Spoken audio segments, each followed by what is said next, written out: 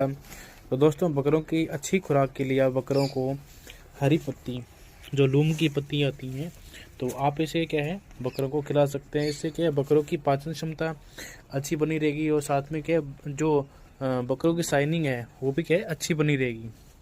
ठीक है, तो अच्छी शाइनिंग के लिए और पाचन शक्ति को बढ़ाने के लिए आप अपने बकरों को हरी पत्ती खिला सकते हैं।